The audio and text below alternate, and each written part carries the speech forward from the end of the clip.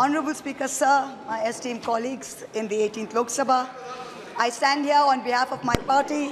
Pradhan, Mr. Prime Minister, Honorable Prime Minister, I would really request you, since you've been here for the better half of 1 hour, ये भी सुनते हुए जाइए sir, डरिए मत, sir, डरिए मत, 2 बार आ गए sir. You came to my area twice during the campaign, sir. आज तो सुन के जाइए sir. Never mind, my bad luck. Honorable Speaker, sir, Rahul.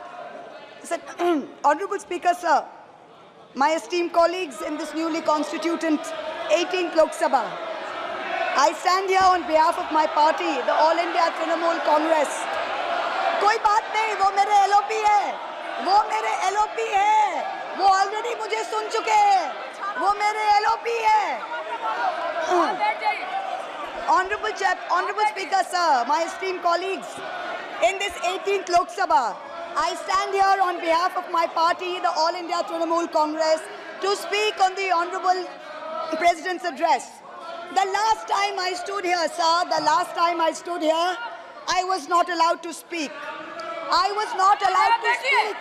आप लोगों ने let me finish. Dimple, let me finish. Guys, ignore. Please. Let me finish. And जिसको जाना है, please जाइए, no problem. The last time I stood here, I was not allowed to speak.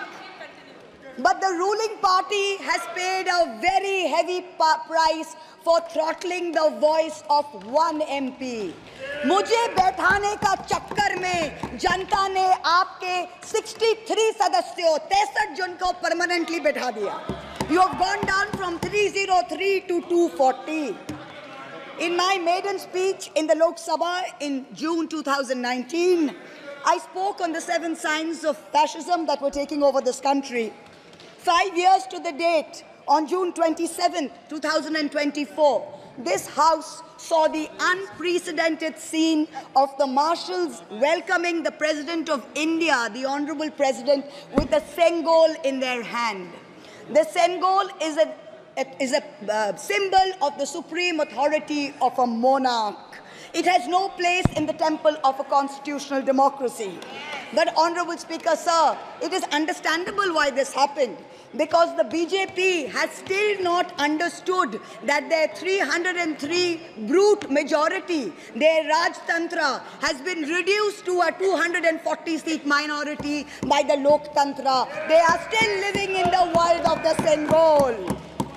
This sudden changed reality, this new reality, is yet to sink in for the treasury benches and especially for the speechwriters of the Honorable President's address. The speech that the Honorable President read out, she said, the people of India have elected a stable government with a clear majority. Please do not embarrass the office of the President by using poorly edited cut and paste versions of old speeches. This is not a stable government. It depends on multiple allies with a history of U-turns. It has not got a simple majority. The BJP is 32 short of 272. It is going to be a very hard landing for the treasury benches, as was obvious today.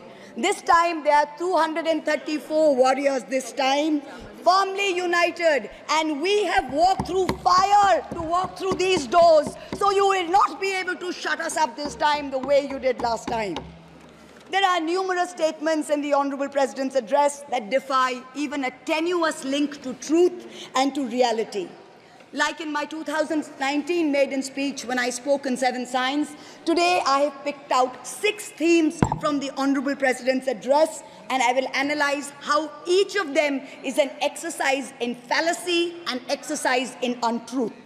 The address covers many issues, but I have chosen 6 themes. The first theme, the Northeast. The Honorable President's address says that the government has increased allocation for the Northeast by 4 times, has worked for increased and lasting peace in the area. Now, I have one question. Why is the word Manipur nowhere in the speech? Why do we refer to the generic Northeast? During the Lok Sabha campaign, the BJP, the ruling party, the Honorable Prime Minister mentioned many words beginning with the letter M.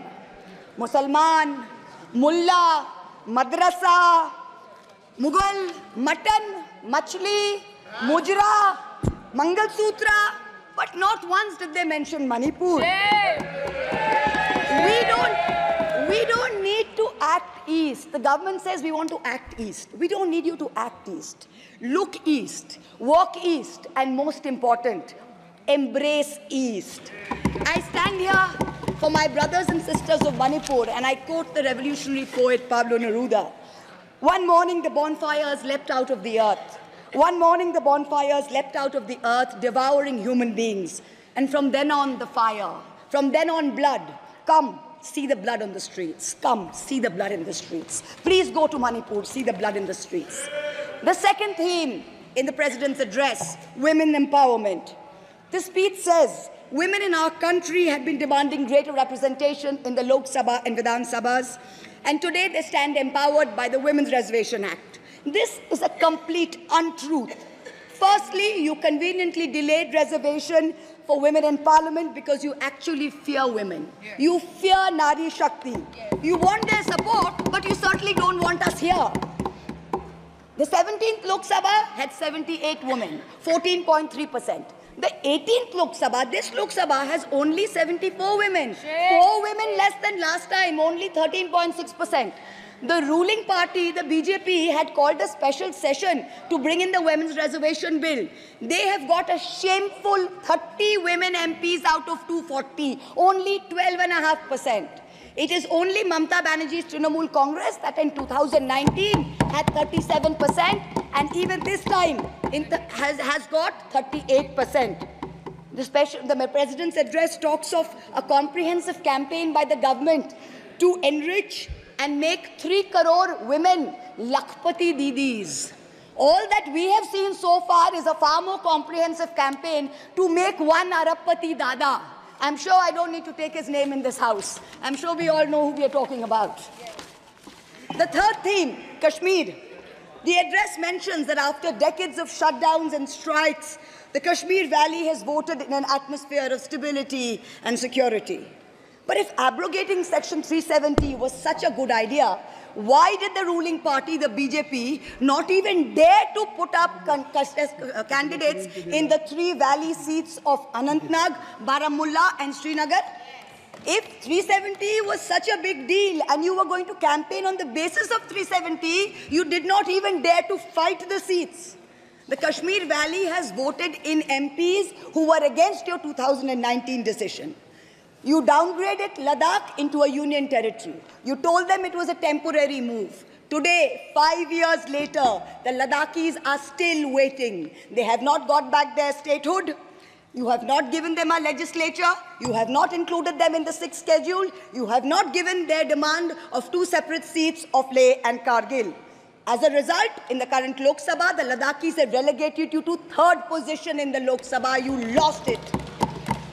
The 4th theme in the Honorable President's address, the Election Commission of India. The speech expresses gratitude to the ECI for conducting the largest election in the world.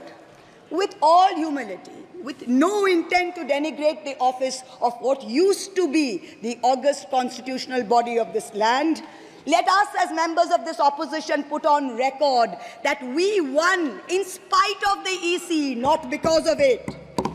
The commissioners chosen by a government-dominated panel in willful disobedience of the Supreme Court turned a deaf ear to the most egregious violations of the Model Code of Conduct by the ruling party, by the Honorable Prime Minister with his hate-filled speeches and his divisive religion-based rhetoric.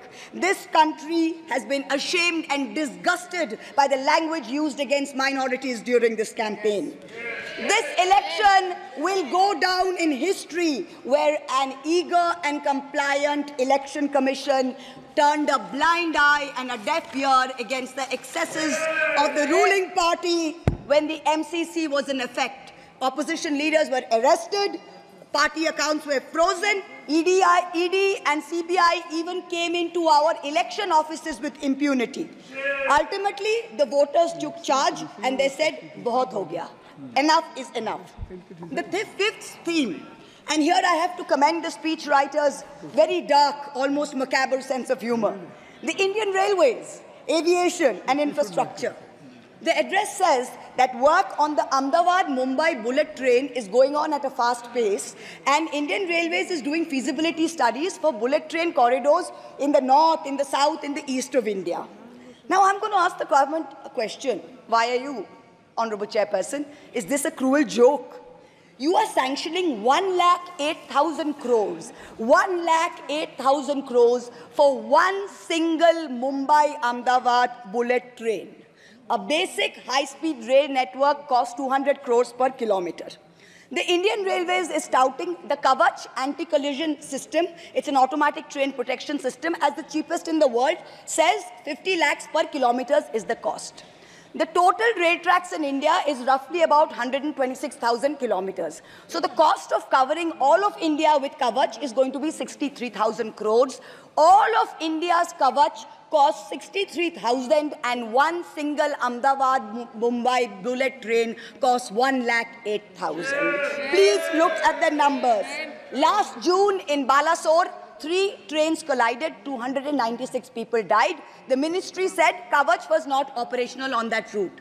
Last week, Kanchenjunga Express collided with a goods train in New Jalpaiguri. 10 people died. Again, the ministry said Kavach is not operational on the route. The Economic Times had a survey which said at the current level of funding, it will take 50 years for all of India to be covered under Kavach. And you're telling us about bullet trains.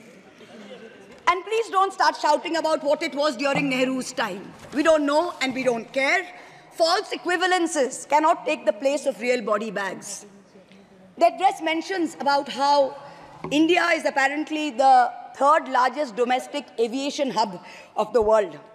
In truth, India's airports have become domestic hazard hubs. First in Jabalpur, then in Delhi, then in Rajkot. Newly constructed airports have canopies falling down, killing people. The newly constructed Rampat in Ayodhya has had 3 cave-ins in the last week. The Pragati Maidan tunnel is flooded. The Atal Setu has developed cracks. The Ram temple's roof is leaking. This is exactly what happens when infrastructure is poorly planned and rushed in order for photo opportunities by the Supreme Leader. Yes. The sixth theme, competitive cooperative federalism. Honorable Chairperson, sir, the last decade saw the most brutal government-sponsored throttling of cooperative federalism that this country has ever seen. I speak for my own state of West Bengal. The centre has withheld 7,000 crores in Manrega funds. 17 lakh households have been deprived for work already done. It has held back 8,200 crores under the rural housing scheme, over 11 lakh houses sanctioned but not paid. Another 1,000 crores has been held back in pension and PMGSY. A total of 16,000 crores. When we went to meet the Rural Development Minister, we were dragged out by the Delhi police and bundled into prison vans.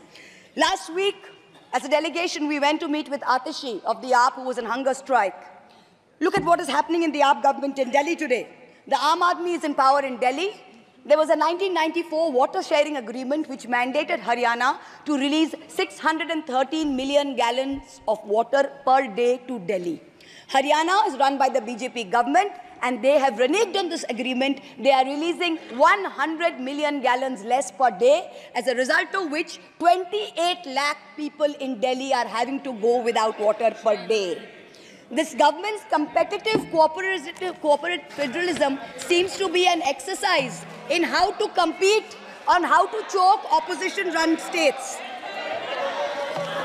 भैया हमको बैठाना आप पे बहुत भारी पड़ा, हमको मत बैठाइए, बहुत भारी पड़ा आप पे, बहुत भारी पड़ा. The government spent the past 5 years. Honourable member, kindly you address to the chair. The government spent the first 5 years in almost perfecting an elected autocracy.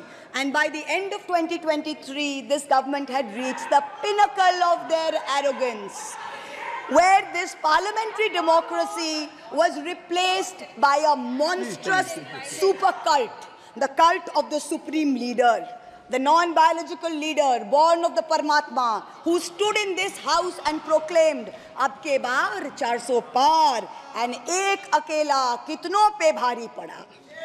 This was the turning point this was the turning point when the destiny of the ruling party changed.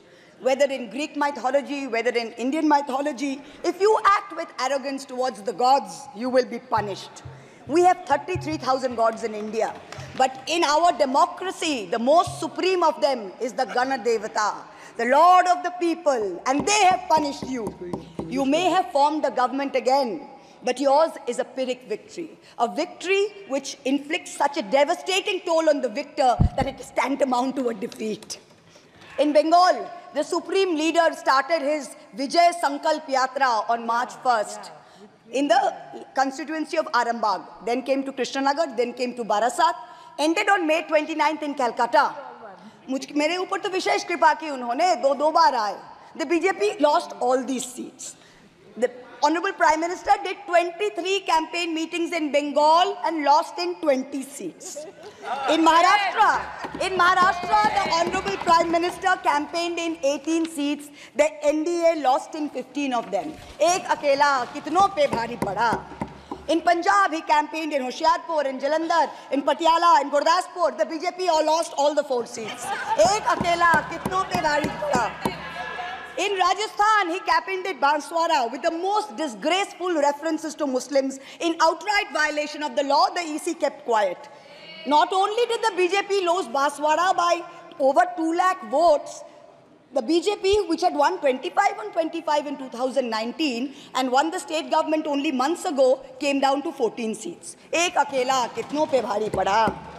3 states, Uttar Pradesh, Maharashtra and Bengal, account for 170 seats. That is exactly 1/3 of India. The BJP won in only 54 of them. Ek akela kitno pe bhari pada.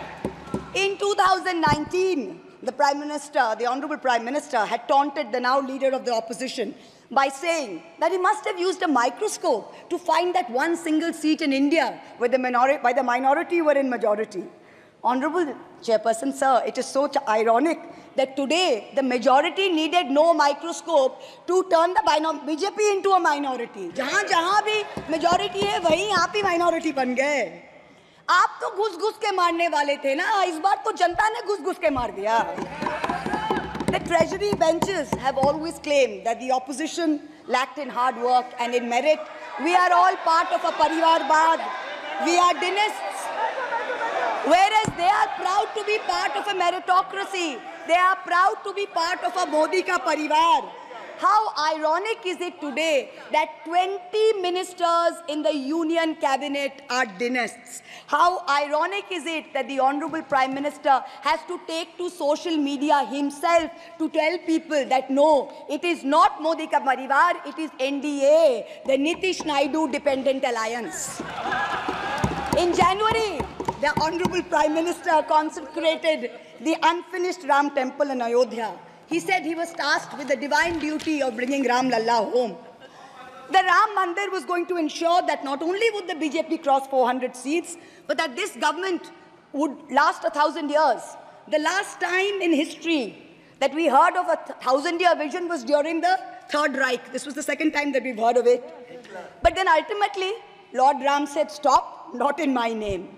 Oti dorpe hoto Lanka. Too much arrogance, too much pride caused you to lose the kingdom of Lanka. The BJP lost in Ayodhya, Faizabad, where the temple is. It lost in Banda Chitrakoot, where Lord Ram meditated. It lost in Shravasti, where the son of the Honorable Prime Minister's ex-secretary said, my father has built the temple, campaigned in his name, you lost there. All the seats around Ayodhya, Basti, Sultanpur, Ambedkar Nagar, the BJP lost. ये तुम लोगों के नाम जपों में पहले सा आराम नहीं. ये तुम लोगों के नाम जपों में पहले सा आराम नहीं. जबरदस्ती के जय श्री राम में सब कुछ है, पर राम नहीं. जबरदस्ती के जय श्री राम में सब कुछ है, पर राम नहीं. Today in India, there are 2 types of leaders. Those of us who come via the voting machine, and then there are many who come via the washing machine. There are still people who say, wait, you don't know Modi ji. Wait 6 months and see. The BJP will get 300 members. To them I say, no, this will not happen this time. Because every potential turncoat will have to choose between temporary greed of fear and between permanently becoming politically irrelevant. So you can offer you can accept a temporary offer of a ministry, you can accept a temporary settlement of an existing trumped-up CBI or ED case, and you can switch parties. But when you go back to the electorate will punish you. Most turncoats have been punished by the electorate. Also this time, India has very large, solid bloc components. The Congress has 100 seats. SP has 37 seats. Trinamool has 29 seats. DMK has 22 seats. NCP and UPTA have 17 seats. So this is not a ragtag bunch of members that you can lure away. This is a solid bloc. So yes, it's a question of time. But the question is not whether they will get 300. The question is when people will join us and we will cross 272. The ruling party's politics have always been along the lines of religious hate and ethnic divisiveness. But even at the height of their power, when they got 303 seats, 1 out of 2 Hindus had not voted for the BJP. This time, even in their core Hindi heartland, their core voters have deserted them. The Muslims in India, over 250 of them, called infiltrators, called terrorists in the land of their birth, waited silently, patiently, and bided their time. And in one voice during this election, in every state, they stood up and they told the government, and I quote the poet Puneet Sharma, "Hindustan se mera seedha rishta hai. Tum kaun ho be? Tum kaun ho be? Kyun batlaau tumko? Kitna gehra hai?" The Dalits, whom the BJP paid lip service to for so many years, realized that even the talk of 400 seats meant that Baba Sahib Ambedkar's constitution was in danger, and they deserted the party. The Marathas, whom the BJP coalition had tried so desperately to woo, realized that their promises were worth nothing. The BJP and its allies lost 7 out of 8 seats in Marathwad. The Jats, the careers of their youth at risk with this ill-conceived Agniveer scheme, their farming livelihoods threatened, their female wrestlers manhandled. They vented their ire at the ballot box. Ultimately, it was the BJP's policies of exclusion, not inclusion. You wanted to exclude everybody, and that was your undoing. You didn't need Muslims. You trampled on Dalits. You ignored farmers. You ignored Jats. You marginalized Kashmiris. Well, they consolidated their voice during this election pan-India, and today they don't need you. That's the message they've given you during this election. ये देश ही अपना हासिल है जहां राम प्रसाद भी बिस्मिल है. मिट्टी को कैसे बांटोगे? सबका ही खून तो शामिल है. That's what they said. You can't divide us. You can't do it anymore. This new India, this new frame of reference is going to be very hard for a lot of interest groups. Perhaps the first casualty is the legacy media. The Godi media was its own worst victim. The brown-nosing TV anchors and online trolls lied, spread fake information, amplified the government's propaganda. So-called psephologists who actually had printing contracts from the government of India were on TV 24/7 acting like the election was a done deal. There was no need for voting. The BJP had already won. Media moguls organized conclaves where they prostrated themselves before the Vishwa Guru. Anchors used staged interviews and set up scripts. In short, the media had lost all credibility. So when you asked the people during surveys which way they voted, they didn't trust you and they didn't tell you the truth, which is why you got it wrong. Ram Kamal Jha, the editor of the Indian Express, remarked that some media owners were so comfortable on their knees that it hurts to stand up. To them we say, please stay where you are. There is a new generation of journalists in India today with spine, with integrity, and with courage. A media you have done your best to silence with fake cases and attempts and censorship, but they have survived and they will thrive in the digital space. I will also touch upon another pillar in our democracy, the judiciary. 2 days ago, the Honorable Chief Justice of India, while on a visit to Calcutta, remarked that judges were not deities. They are here to dispense justice with compassion. Just as one can't be partly pregnant, you either are or you're not, justice and democracy too must be absolute. They cannot partly be in effect. The retirement age for High Court justices is 62. and the retirement age for Supreme Court judges is 65. Now, this has unfortunately contributed to High Court judges kowtowing to the Supreme Court Collegium and to the government for a last-minute elevation to be able to serve for 3 more years and then qualify for further sinecures, such as the head of the Lokpal, the head of the National Human Rights Commission, chairman of various tribunals. It has come to such a state that opposition leaders framed in politically motivated cases are denied in bail and denied justice simply because judges are even scared to touch their case for fear of offending the government. Today I say, the poorest people in India who have perhaps the most to lose from offending the government in power, they have shown spine and risen to the occasion. Your lords and ladyships, heed thy inner voice, have a spine, rise to the occasion. 7 months ago, on the 8th of December, this house was transformed into a Kuru Sabha, presided over by a blind Dhritarashtra, where Dushrasan Darbaris made every attempt to disrobe Draupadi. The Ethics Committee that voted to recommend my expulsion on the 9th of November, they voted 6-4, had 10 members and 1 chairperson. Of the 5 Lok Sabha members from the BJP, 4 have not returned to the House. The chairperson, a BJP member, has also not returned. The Congress turncoat from Punjab who voted against has also not returned. The BJP lady MP from Maharashtra who started the debate in the House on behalf of the BJP has also lost. Much like Lord Krishna protected Draupadi, the people of Krishnanagar have protected me. In the last year, a lot of people look at me and say, oh, Mahua, you must have lost a lot. You lost your membership, you lost your house. And by the way, I also lost my uterus due to a surgery. But you know what I gained? I gained what Rahulji said, the freedom from fear. I do not fear you. I will see the end of you. We will see the end of you. Your ED, your CBI, your income tax, your trolls, your media, your bought-out judges, nobody can scare us. The people of India are patient. They will wait patiently for this government to fall. And I hope that whoever writes the next speech for the Honorable President of India will give her the respect and the honor due by not filling it with falsity. This government has dishonored the office of the President by giving her a script that is full of lies. We wait, and the people of India wait, for the restoration of her honor and for the honor of her august office. It is in this hope that I bow my head to the holiest of our books in its 75th year of adoption. Hail the Constitution, Joy Sangvidhan. Thank you.